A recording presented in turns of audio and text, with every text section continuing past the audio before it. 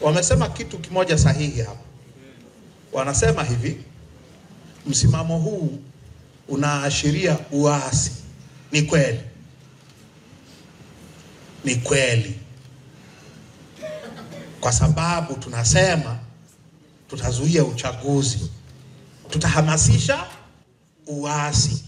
Hiyo ndio namna ya kupata mabadiliko. Ndio namna ya kupata. Mandela had to go through 27 years but treason ili kupata mabadiliko Afrika Kusini. Kwa hiyo tunaenda kukinukisha.